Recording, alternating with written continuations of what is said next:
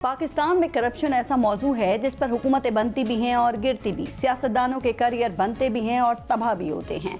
यहाँ करप्शन के इल्ज़ामात और रिपोर्टें देखी जाएं तो लगता यह है कि पाकिस्तान की मजमूई जीडीपी से ज़्यादा पैसा लूटा जा चुका है। यहाँ सबसे आसान किसी पर करप्शन का इल्ज़ाम लगाना और सबसे मुश्किल काम करप्शन को साबित करना है।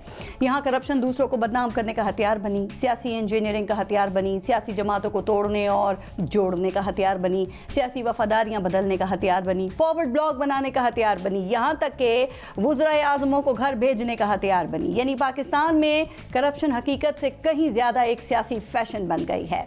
90 की दिहाई में तमाम हुकूमतें करप्शन के इल्ज़ामात पर ख़त्म हुई, लेकिन जिन पर अरबों की करप्शन के इल्ज़ामात लगा के घर भेजा गया वो ठीक 3 माह बाद दोबारा इन्हीं असेंबलियों में बैठे दिखाई दिए। तो फिर ये करप्शन है या फैशन? 90 की दिहाई गुजर गई लेकिन करप्शन के इल्ज़ामात ना मिटने वाले साए की तरह यहाँ मौजूद रहे। जनरल परवेज़ मुशर्रफ के साथ मुकाती एजेंडे का पहला नुक्ता एहतसाब था। उनके आते ही पूरे मुल्क में एहतसाब मार्च होने लगे। जब पूरे मुल्क में करप्शन और एहतसाब के नारे लग रहे थे तो वही जनरल परवेज़ मुशर्रफ शरीफ फैमिली से समझौता करके उन्हें मुल्क से बाहर निकलने का रास्ता दे रहे थे और यूं एहतसाब के एजेंडे पर आने वाले जनरल मुशर्रफ का इक़्तिदार एनआरओ पर ख़त्म हुआ। तो फिर ये करप्शन है या फैशन? पीपल्स पार्टी की हुकूमत में करप्शन के बड़े बड़े स्कैंडल्स बनाए गए। सरे महल का मुकदमा बना, हज करप्शन, ईओबीआई और एफिड्रिन जैसे करप्शन स्कैंडल्स सामने आए। सरे महल केस में वजीर आज़म को घर भेज दिया गया लेकिन वो 60 अरब कभी वापस नहीं आए। तो फिर ये करप्शन है या फैशन? नून लीग की हुकूमत में पैनमा आया तो हर तरफ करप्शन और लंदन के महलात का चर्चा हुआ।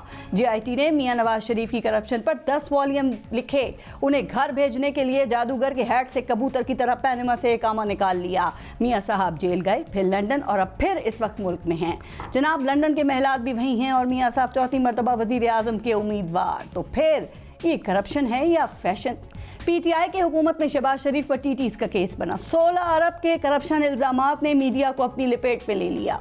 शहबाज शरीफ ने जेल भी काटी लेकिन फर्द जुर्म वाले दिन वो वजीर आज़म बन गए। फिर ना कभी केस आगे बढ़ा और ना शहबाज शरीफ पर करप्शन साबित हुई और वो 16 अरब के इस केस में भी बरी हो गए।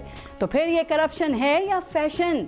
अब माजी में करप्शन के इल्ज़ामात का सामना करने वाले मुअज़्ज़ज़ और सादिक और अमीन बनने वाले इस वक्त जेल पहुंच चुके हैं।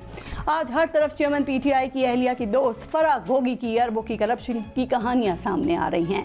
और हमारा तो मसला यही है कि यहाँ करप्शन के इल्ज़ामात लगते तो सब ने देखे हैं लेकिन करप्शन पर सज़ाएं और रिकवरियाँ किसी ने नहीं देखी।